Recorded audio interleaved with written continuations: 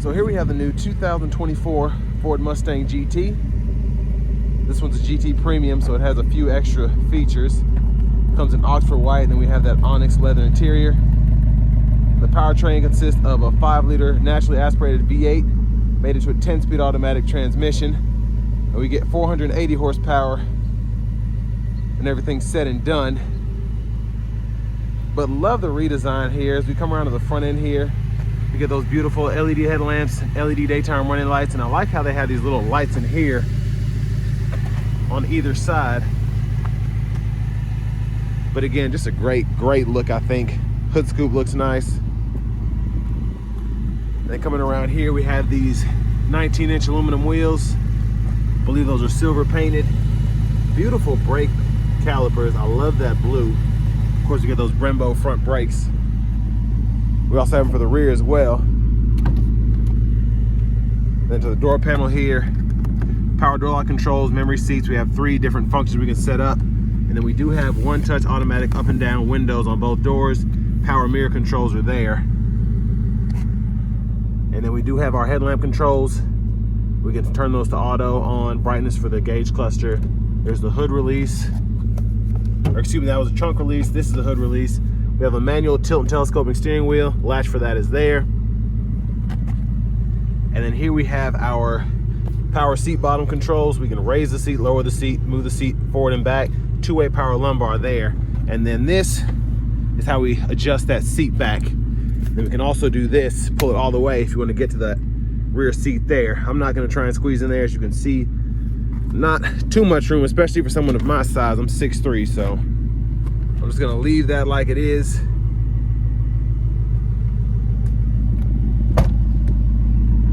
And then for the fuel filler here, just click that.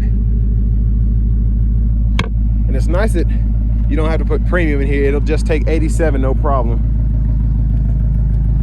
And there's a look at the back end there, the LED tail lamps. Stock exhaust here. Still sounds fantastic. I want to give a thank you to Ford, Lincoln, and Franklin for allowing me to review this Mustang today. I'll leave a link below in the description if you all are interested in this one in particular. We do get the 12-speaker B&O sound system, so there's a subwoofer there. Pull this strap, tire inflator kit. If you want to get a spare or something, I'm assuming you can put it in that area, but this one just has the inflator kit with it. And one more look at the back end with the trunk closed. Love how they did that.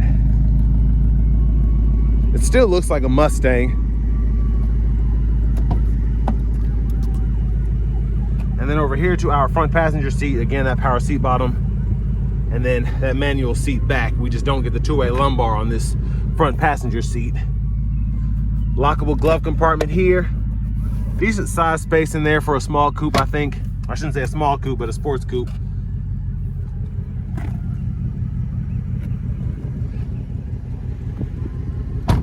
And then we're just gonna take a quick look at the window sticker there. You all can pause anywhere you need to if you wanna get a closer look at anything. And I apologize for that siren in the background. It's like circling around me. But sticker price $55,520. So I mean, pretty similar, I think, to the outgoing model, the 23. And I think you get a lot more with this, honestly.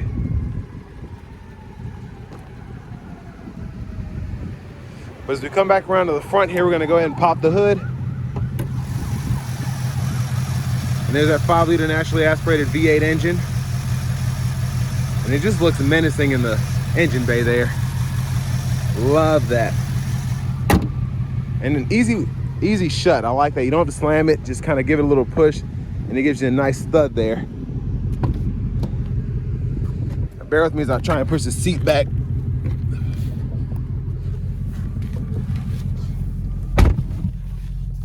So we do get a leather wrap steering wheel here, which we can heat, and I'll show you where that button is in a minute.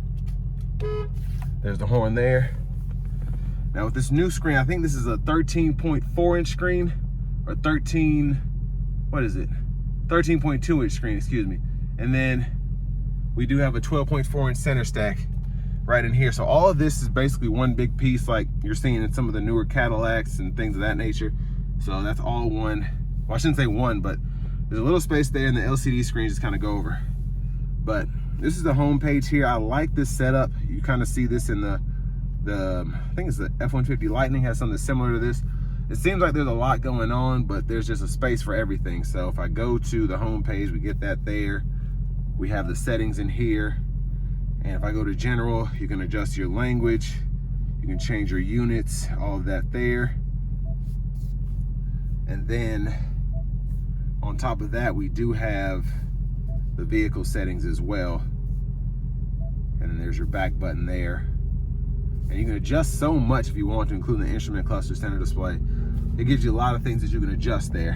And then you always have this side menu here. So if you're trying to do something while you are trying to use the map will still be there. If your phone's paired, trip meter, fuel economy. And then for the AC controls, click in here, and this will pull up where the fan direction is coming from, and then you can adjust fan speed here. Now this is all touchscreen, so a lot of people may or may not like that, but this is a pretty intuitive system. It's not super fidgety, if that makes sense. And that heated steering wheel toggles there. And then for either side, you can adjust the temperature like that, go up or down. And then you do have heated cooled seats, 3 stages on either side as well. So again, I like how everything's set up here.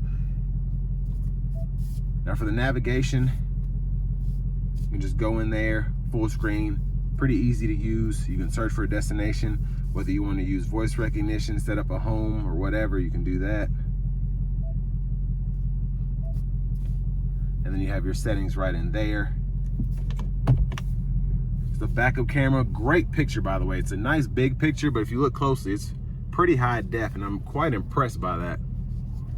And then the parking sensors as well, kind of shows you how close you're getting to the back, if you want to use that to gauge your distance. And then in the feature setting here, this is where you can go ahead and use your driver assistance. If you want to set that up a certain way, we have adaptive cruise on this one, so we can set that there. The lane keeping system, same thing if you want to do something with that. And then we have a few other things as well. And then finally, the apps over here. That's how you have your Apple CarPlay, Android Auto wirelessly. So a lot of good stuff in here, I think. And then your audio sources, AM, FM, XM, Bluetooth. And it's weird how it's laid out, but I mean, if this is gonna be your daily driver, this is a really neat setup, I think. And down here, click this button, pulls up this My Mustang, and there was a button for that earlier, but you can set up the track apps, auxiliary gauges, whatever, and you can have that at the forefront. And it's just so much that you can do. I mean, I can toggle the exhaust, quiet exhaust, normal, sport, and the track exhaust. That's pretty neat. Then we can set up a favorites here, hazards, traction control, and then a quick shortcut for the defroster. And then for volume, you can adjust this up or down, then click to mute. And let me just say, this B&O sound system, especially in a car that's this small, and you have the sound screen as well, it just gives you such an immersive sound. It sounds fantastic. It's just right in your face, but it's not like too much, if that makes sense. USB-C, USB-A input there, 12-volt wireless charging pad. And then for that 10-speed, just push here, pull, reverse, neutral drive, manual. And then in the manual mode, you can shift with these paddle shifters behind the steering wheel. Electronic parking brake, pull up to engage the brake, press down to disengage, bottle holders, center console cubby space with a 12-volt. And then we do have a sunglasses holder here.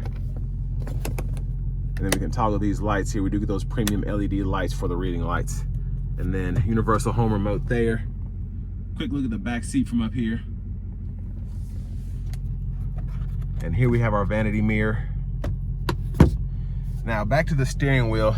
Blinkers are here. And then we can flash the high beams there. And we have rain sense wipers, so one time, and then we have auto, low, high. And then we can adjust our auto wipers here, just how sensitive they are. And then just push up here, or pull up here, excuse me, for the front wiper fluid.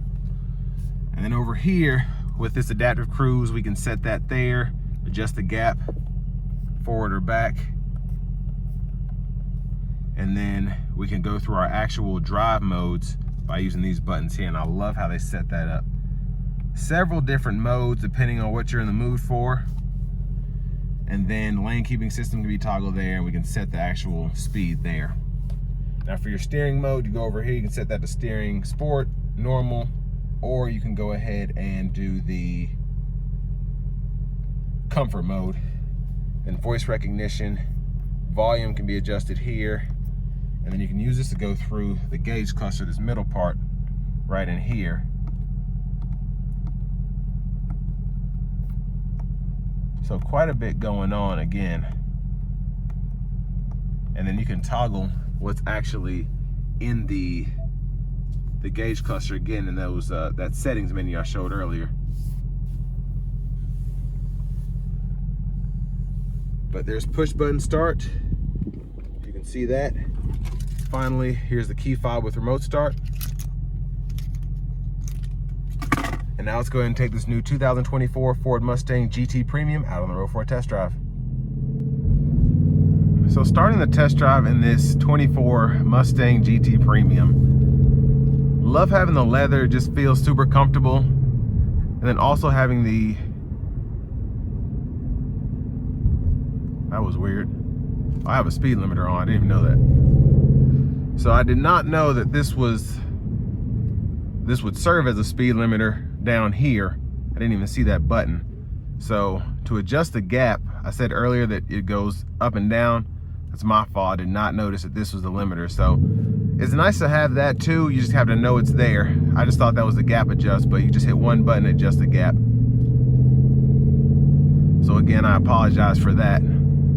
But other than that, I mean, it's pretty simple getting behind the wheel of one of these compared to a 23 model. Everything else kind of makes sense, or you had similar settings. Even like the steering button, it was down here, but they put that up there to kind of go with a lot of the other models, the newer models that are out now by Ford.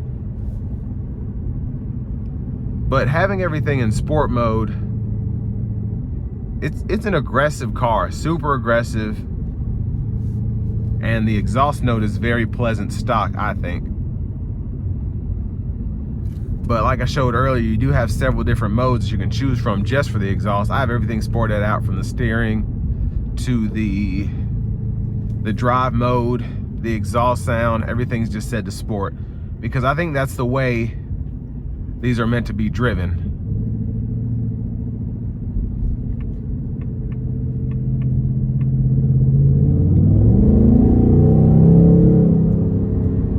And I mean a great sound.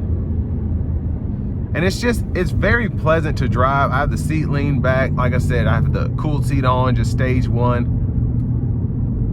Of course, especially in the sport mode, the ride is pretty stiff, but I have a Mach-E and I'm kind of used to that, so this doesn't bother me at all. But again, if you want to change the modes, what you can do right here, you can go ahead and go to normal if you so choose.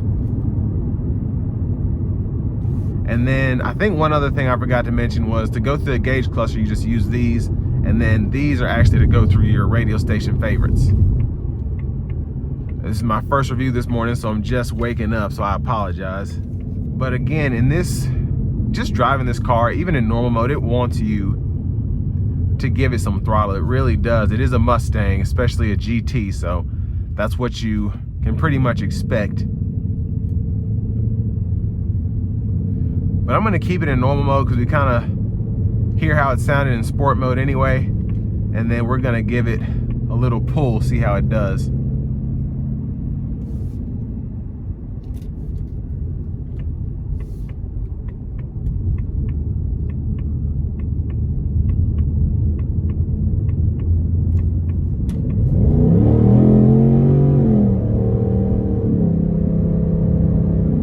So great sound. I don't want to give it too much throttle just because this is a newer vehicle. Hasn't really been broken in yet, and it's not going to do much, but still don't want to thrash it. But even in normal mode, I kind of put my foot down, not even halfway, and again, it wants to go. But I mean, you're getting 15 miles per gallon city, 24 highway with this car, so it stays thirsty and it wants you to stay on it. But we're going to use the adaptive cruise now. So it'll keep that safe distance between myself and the vehicle in front of me. And then with the lane keeping system on as well, pretty good driver assistance system. And then having the blind spot monitors on top of that, it just makes this car a lot less of a Mustang in a good way than what we're used to. Just not having good visibility like the Camaros, Challengers, just, you know, those coupes, that's how they are. But having all the safety tech here and just being able to turn it all off is fantastic, I think. But for the price point, I mean, we don't know what's happening with the Camaros. I think the Challenger's still out. But just knowing that Ford is kind of sticking with the Mustang, that makes me happy. Now, for a little more than $55,000, if you're a Mustang fan, I do not think you'll be disappointed in the least getting one of these. And if you're kind of on the fence about one, I mean, not a bad price with everything going up as much as it is. So, great car, I think. Fast car, fun car. And this will bring me to the end of my review of this 2024 Ford Mustang GT Premium.